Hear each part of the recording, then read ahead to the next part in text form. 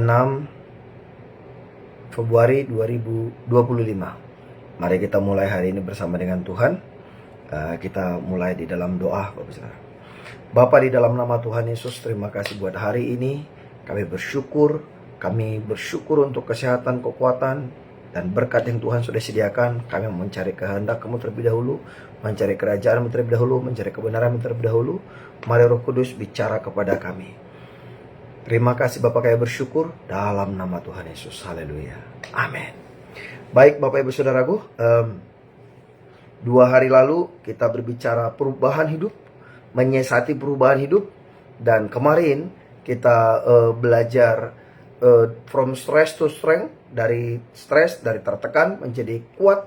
Dan hari ini kita lanjutkan from manna to milk and honey. Jadi hari ini kita mau belajar tentang dari mana kepada susu dan madu. Nah, jadi kita menyiasati hidup Bapak Ibu Saudaraku, perubahan hidup. Nah, ini yang harus kita lakukan. Tapi sebelum kita lanjutkan, kita mau dengarkan dulu, kita mau memuji Tuhan dulu Bapak Saudara. Aku mau sepertimu Yesus, biar kita dibaharui menjadi serupa, lebih serupa dengan Tuhan Yesus setiap hari.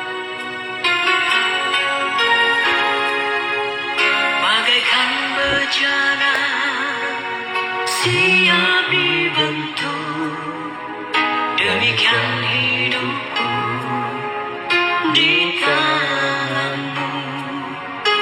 Dengan urapan kuasa Roh-Mu, ku dibaharui selalu. Jadikan ku Allah dalam rumah-Mu, inilah hidupku di tangan-Mu. Bentuklah seluruh kehendak-Mu, pakailah sesuai rencana-Mu.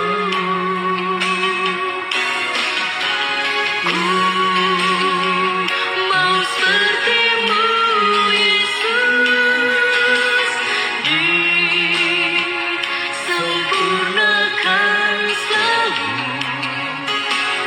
dalam segenap jalanku, memuliakan nama-Mu. Ku mau seperti-Mu Yesus, disempurnakan selalu dalam segenap jalanku, memuliakan nama-Mu.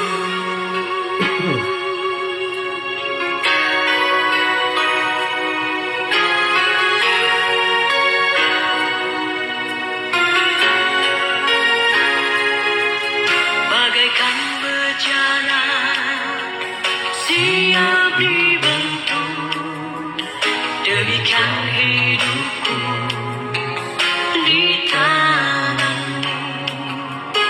Dengan urapan kuasa Roh-Mu, ku dibaharui selalu. Jadikan ku Allah dalam rumah-Mu, inilah hidupku di tangan-Mu. Bentuklah seluruh kehendak-Mu, pakailah sesuai rencana-Mu. Ku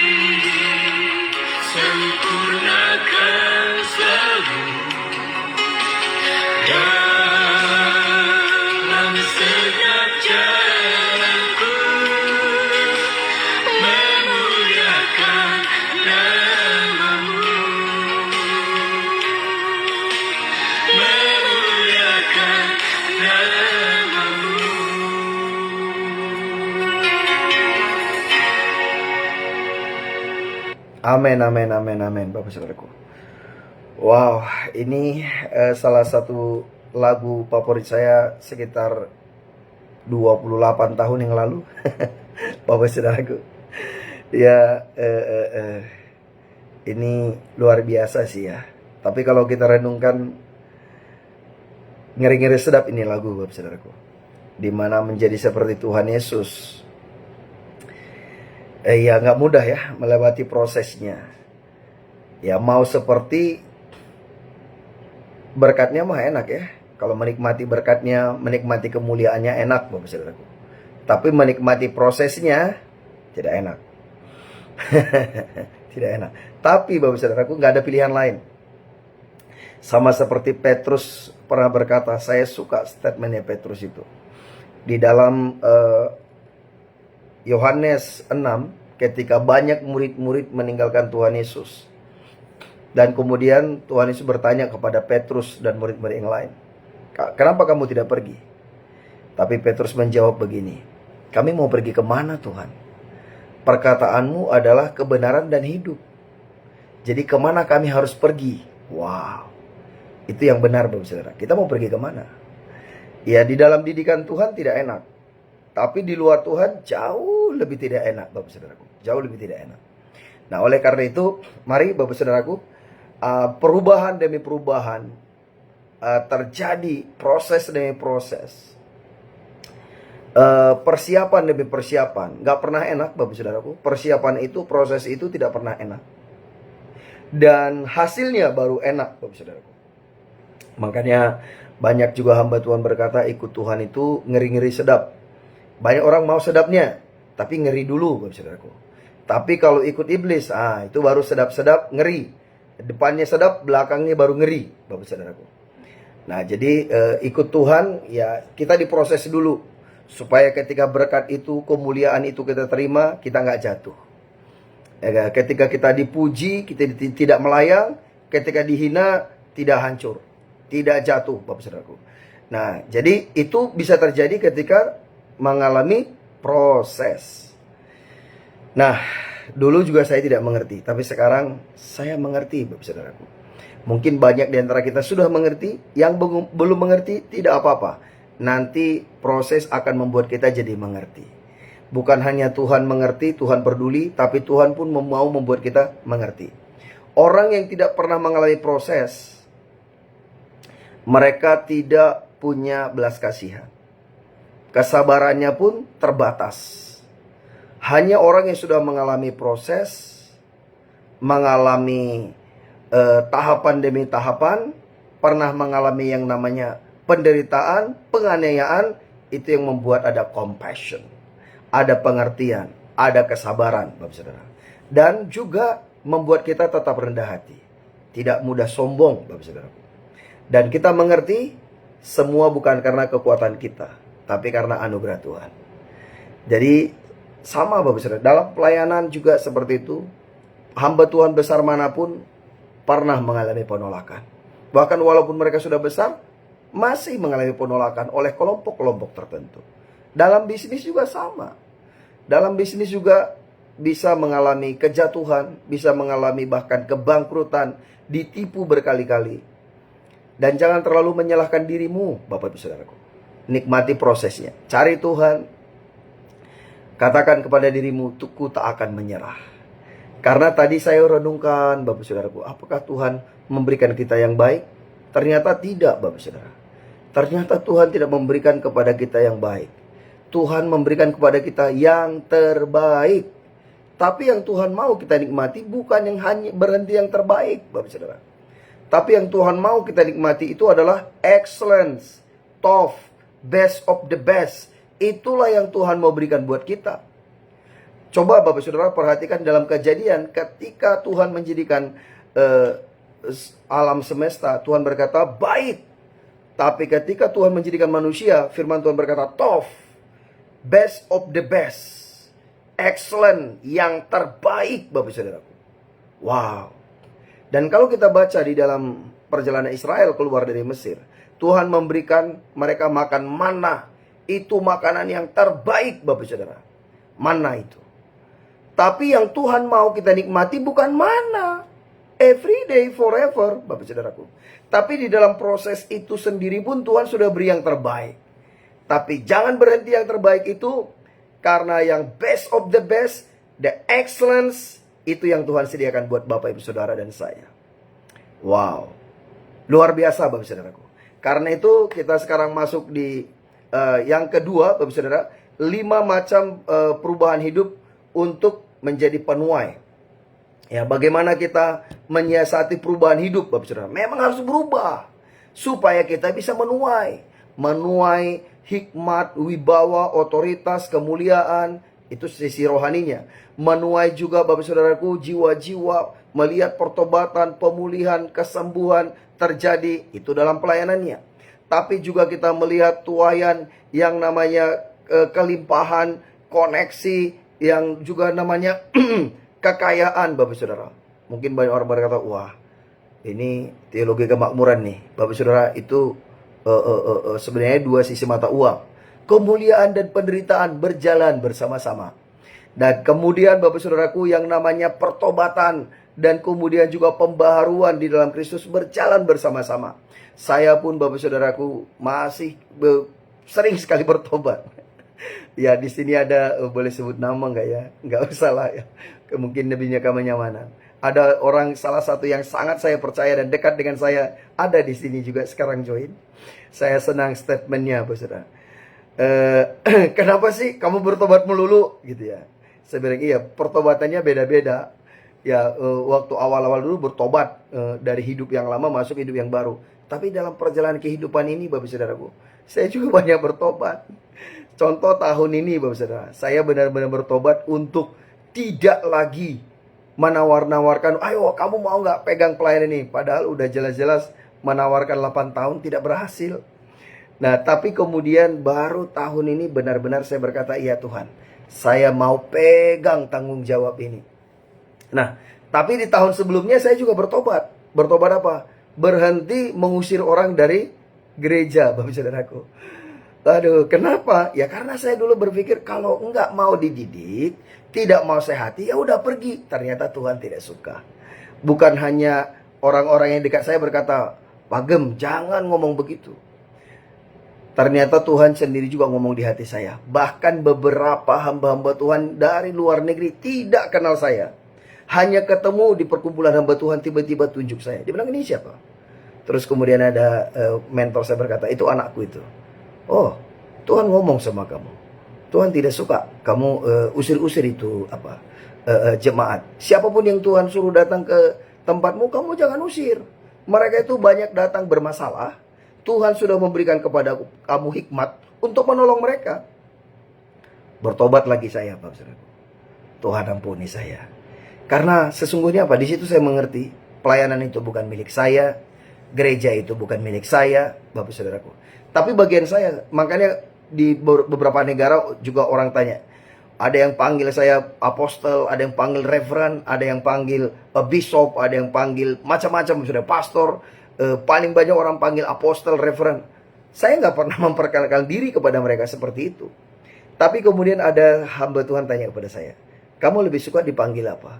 Saya berkata, panggil saja saya hamba Tuhan. Saya seperti dalam Lukas 17 ayat 10 berkata, Tuhan Yesus berkata, setelah kamu menyelesaikan segala sesuatu, kamu berkata, kami hanya hamba tak berguna. Kami hanya melakukan apa yang Tuhan perintahkan kepadaku. Nah, jadi Bapak Ibu Saudaraku, saya lebih senang dipanggil seperti itu. Hamba Tuhan, kacungnya Tuhan, pesuruhnya Tuhan, Bapak Saudara. Walaupun kadang-kadang juga, sejujurnya juga nggak taat juga, Bapak Saudara. Jadi belajar lagi, bertobat lagi, Bapak Saudara. Ampuni ketidaktaatan. Karena ketidaktaatan itu dosa, Bapak Saudara. Bahasa aslinya dari dosa itu sebenarnya adalah harmatia. Harmatia itu artinya melenceng. Kalau memanah, nggak tepat sasaran, nah itu harmatia. Nah, berdosa itu artinya apa? Harmatia, Bapak Saudara.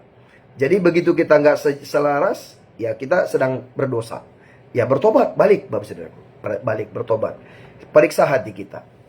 Oke, now mari kita lihat, Bapak Saudaraku, bagaimana kita untuk menjadi penuai menikmati great harvest dalam hidup kita.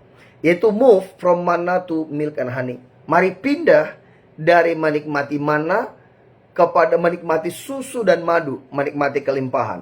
Nah, mana itu Bapak Saudaraku lambang mukjizat, di mana manusia itu pasif, ya. Janji Tuhan adalah susu dan madu di tanah perjanjian.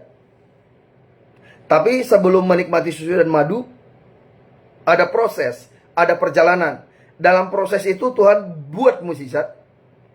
Makanya untuk pertobatan pertama perlu orang melihat mukjizat untuk mereka bisa perkenalan pertama dengan Tuhan. Itu kesan pertama dengan Tuhan. Tapi bukan itu Bapak Saudara.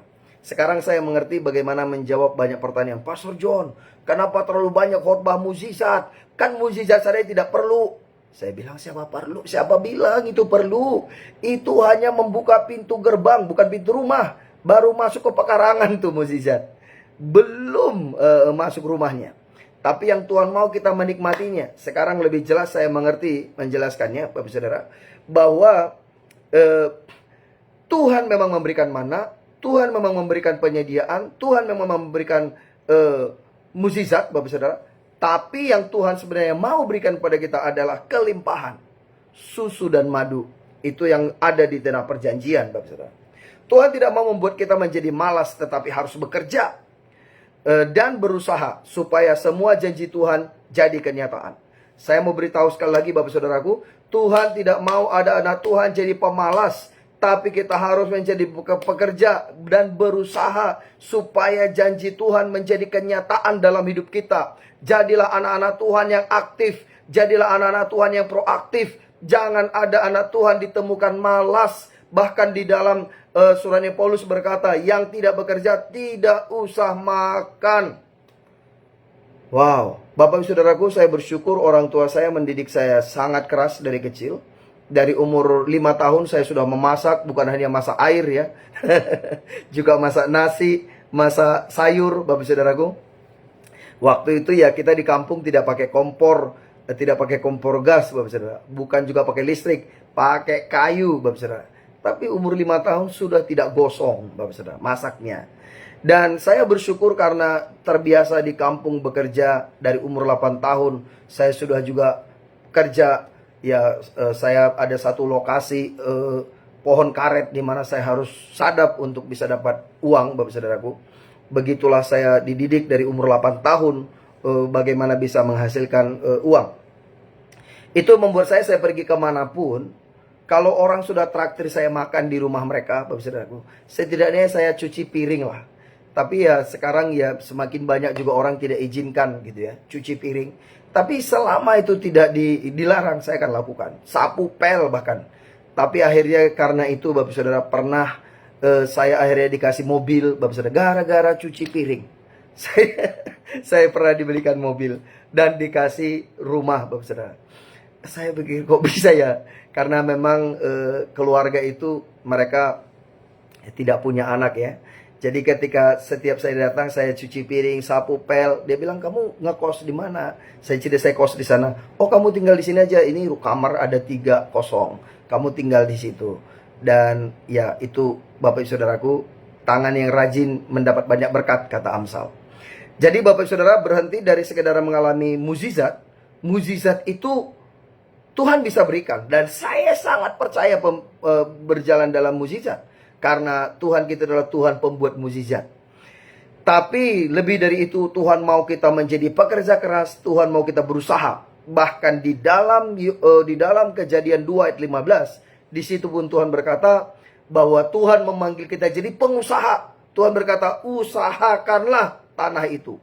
Oh, Tuhan mau dari awal pun Tuhan mau manusia itu jadi entrepreneur. Jadi pengusaha Bapak Saudaraku. Ya, jadi itu yang Tuhan sediakan bagi kita.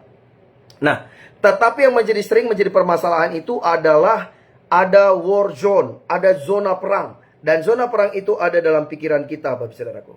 Pola pikir kita, cara pandang kita, perspektif kita, itulah yang menjadi zona perang. Itu yang mengakibatkan ketakutan, yang membuatkan ada namanya juga kekhawatiran, yang namanya keraguan, ada semua di situ. Nah disitulah perlunya kita mengenal Tuhan, menggunakan firman untuk mengcounter itu Bapak Saudara. Ketika kita menang dalam pikiran, melangkah dengan iman, melangkah dengan keberanian, kita menang 50%. Tapi kalau kita udah takut, kalah sebelum berperang Bapak Saudara. kalah sebelum perang. Nah, oleh karena itu jangan takut Bapak Saudaraku. Saya bersyukur perjalanan kali ini Bapak Saudaraku, menurut saya ini ajaib sekali Bapak Saudaraku. Ini dalam 10 hari ini Tuhan bawa saya ke 3 negara. Dan saya sebenarnya ada beberapa misi yang dikerjakan sekaligus. Ya setidaknya ada 3 Bapak Saudaraku. Dan saya melihat ini salah satu perjalanan yang sangat ajaib Bapak Saudara. Bisa di setiap, ini baru 2, besok saya baru pergi ke negara yang ketiga. Ini bisa pertemuannya Bapak Saudaraku selalu ketemu dengan orang yang terbaik di bidangnya. Wow, buat saya ini ajaib sekali Bapak Saudaraku. Ajaib sekali. Dan kok bisa ya? Itu bisa Tuhan rekayasa sedemikian rupa. Dan wow, buat saya itu Tuhan. Kalau umpamanya dari kemampuan saya sendiri nggak bisa. Bahasa Inggrisnya ya pas-pasan. Bahasa Inggrisnya ya bahasa Inggris mukjizat, Bapak Saudaraku. Bahasa Inggris mukjizat. Makanya kalau saya juga kirim teks, saya lebih sering pakai voice note. Karena apa? Kalau saya ketik, waktu itu banyak grammarnya itu nggak pas. Jadi memang banyak orang berkata, Pastor John bahasa Inggrisnya belepotan. Iya betul. Tapi setidaknya bisa mengerti. Itulah esensi komunikasi. As long as you understand, that's enough. Seperti itu Bapak Saudaraku. Jadi itu yang di sini Bapak Saudara, di zona perang. Ada beberapa orang yang bahasa mereka bagus, bahasa Inggris mereka bagus, atau bahasa-bahasa yang lain mereka kuasai bagus. Tapi ketika mereka diminta Bapak Saudaraku berangkat atau jadi penerjemah, mereka berkata, oh tunggu dulu, saya tidak bagus. Wah, itu berarti di sini kalah Bapak Saudara, di dalam pikiran. Nah, terus Bapak Saudara kita lanjut. Bapak Saudara bisa baca ayat-ayatnya di Keluaran 3 ayat 17 dan 18, Filipi 3 ayat 1 sampai 7, Galatia 5 ayat 19 sampai 21. Itu semua dimulai di pikiran Bapak Saudaraku. Semua di situ pikiran jahat, pikiran kedagingan ada, tapi juga buah-buah roh, pikiran-pikiran Kristus, hikmat, semua juga ada di situ. Tergantung Bapak Saudara mau kembangkan yang mana. Oke. Terus kemudian di tanah perjanjian kita harus belajar manajemen, belajar teknologi, dan bekerja keras. Itu diperlukan yang namanya kepandaian, hikmat, dan juga pengurapan dari Tuhan untuk menyelesaikan rencana, untuk menyelesaikan panggilan dan destiny kita. Karena itu Bapak Ibu Saudaraku, mari kita terus berubah. Dari menikmati mana, masuk untuk menikmati susu dan madu. Dari sekadar menikmati mujizat, menikmati belas kasihan, menikmati pertolongan demi pertolongan, bantuan demi bantuan, dukungan demi dukungan. Come on, that's enough. Move. Nikmati susu dan madu. Nikmati kelimpahan. Nikmati keajaiban Bapak Saudaraku. Mari bekerja keras. Beritahu kepada dirimu, wake up. Bapak Ibu Saudaraku, buat saya bangun pagi pun tidak mudah Bapak Saudara. Tidak mudah buat saya bangun pagi. Kadang-kadang saya bisa pertemuan itu 4-5 pertemuan di beberapa tempat Bapak Saudaraku. Belum lagi nyitir, belum lagi presentasi, belum lagi terjemah, belum lagi siapkan presentasi, belum lagi aturin begitu banyak yang harus diatur Bapak Saudaraku. Begitu belum lagi ada dari luar, kadang-kadang mereka mudah aja, Pastor John bisa nggak siapkan kita conference, siapkan seminar, siapkan youth conference, siapkan lagi KKR, siapkan lagi jadwal saya. Waduh Bapak Saudara, iya kalau 1-2 yang minta. Itu yang minta banyak Bapak Saudara, banyak. Belum lagi teman-teman dari Indonesia juga berkata, saya mau ke negara ini, boleh bantuin nggak? Boleh nggak bantuin ke negara ini? Boleh nggak bantuin ke negara itu? Kemudian kontekin lagi, Bapak Saudara pikirkan gimana caranya, apa yang orang ini pahami, apa yang orang ini ketahui. Kita nggak bisa asal ngomong, Bapak Saudara. Kita mesti mikir dulu. Kalau orang Korea berkata, jolo di jilat bibir rasa didok hata katanya. Bapak Saudaraku mesti pikir dulu, baru kita cocok nggak kira-kira orang ini ngerti nggak yang saya maksudkan. Jadi kita mesti pikirkan dulu budaya orang itu seperti apa, supaya nanti bisa diterima Bapak Saudaraku. Jadi nggak mudah juga. Dan itu everyday kita nggak bisa berkata, maaf ya saya repot, maaf ya saya sibuk. Nah jadi Bapak Saudaraku, pelayanan itu ya itu, kita mesti siap sedia. Pertolongan, permintaan bantuan dari orang lain itu apa. Kita nggak bisa, oh maaf ya nggak bisa. Kalau keseringan kita berkata maaf nggak bisa Bapak Saudaraku, terus kemudian kita mau bilang kita melayani itu untuk apa? Jadi justru karena orang itu sudah butuh, kenapa kita itu dicari. Nah, Bapak Saudaraku, ini yang membuat saya selalu berkata, oke, berusaha. Kalau memang saya lihat, waduh ini benar-benar nggak bisa. Baru saya bilang, aduh maaf ya. Kayaknya kalau umpamanya kamu minta saya kasih, saya minta 10 hari boleh nggak? Atau saya minta 2 minggu boleh nggak? Atau sebulan boleh nggak? Tapi ingatkan lagi saya ya. Nah, baru itu artinya orang itu merasa, iya aku penting buat dia, tapi memang padat banget. Ya tapi kalau kamu oke, ingatkan saya akan kerjakan. Seperti itu Bapak Saudara. Karena ya saya juga mulai buat time management yang namanya apa yang perlu, apa yang namanya penting, apa yang namanya urgent. Ya 1-2 tetap ada aja yang bocor Bapak Saudara. Dan orang lain tidak mau mengerti kita itu sesibuk apa. Selama dia melihat kita itu hidup, no excuses. Nggak ada alasan Bapak Saudara. Nah oleh karena itu mari Bapak Saudaraku, mari ubah pola pikir kita. Mari siasati hidup. Mari siasati hidup dengan mengubah pola pikir. Menyiasati perubahan hidup. Dimana dari mana kepada susu dan madu. 3 hari lalu kita belajar bagaimana menyiasati perubahan hidup Bapak Saudaraku. Kemudian kemarin kita sudah belajar dari stres kepada kekuatan, dari tertekan menjadi kuat, dan hari ini dari mana kepada susu dan madu. Mari terus berubah di dalam Tuhan, nikmati, jangan minta supaya stresnya dibuang, jangan minta supaya masalahnya dibuang, jangan minta supaya persoalannya dibuang, jangan minta untuk dapat belas kasihan, tetapi mintalah hikmat, mintalah kekuatan, mintalah pengurapan, minta kapasitas kita di-upgrade. Mari bekerja keras, mari berusaha untuk kita bisa menikmati susu dan madu. Kita bisa mengubah stres menjadi kekuatan. Kita pindah dari hanya mengandalkan mukjizat menjadi mengalami yang namanya kelimpahan Bapak Saudaraku. Itu yang Tuhan janjikan, itu yang Tuhan sediakan. Mari nikmati yang Tuhan sediakan. Tuhan tidak hanya kita mau menikmati yang baik, Tuhan tidak mau kita hanya menikmati yang terbaik, tapi Tuhan mau kita menikmati yang excellence Bapak Saudara. Excellence itu yang Tuhan mau kita nikmati dalam hidup kita. Sampai orang melihat, sungguh aku melihat Tuhan menyertai orang ini. Amin Bapak Saudaraku. Teruslah semangat. Saya mau berkata sekali lagi, jangan pernah menyerah pada keadaan apapun juga. Jangan pernah menyerah Bapak Saudaraku. Baik Bapak Saudaraku, kalau ada yang mau didoakan secara khusus, silakan bisa tinggalkan pesan atau bisa japri. Kalau Bapak Saudara concern about privacy, Bapak Saudara bisa japri saya juga. Oke, kita berdoa. Bapa di dalam nama Tuhan Yesus, kami bersyukur buat hari ini Tuhan. Kami mau pindah dari mana kepada susu dan madu, dari sekedar mukjizat kepada berusaha dan bekerja keras.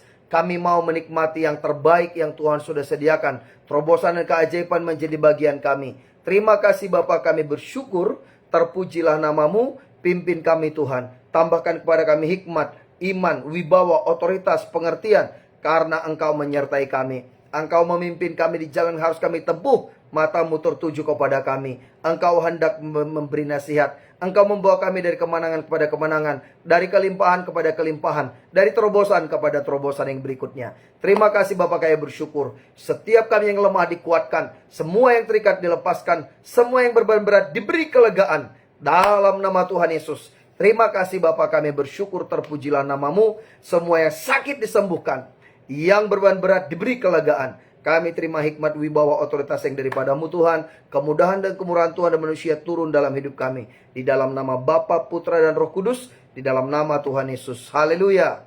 Amin, amin, amin, amin. Amin Bapak Saudaraku. Selamat beraktivitas. Selamat melayani. Selamat bekerja. Tuhan Yesus memberkati. Shalom.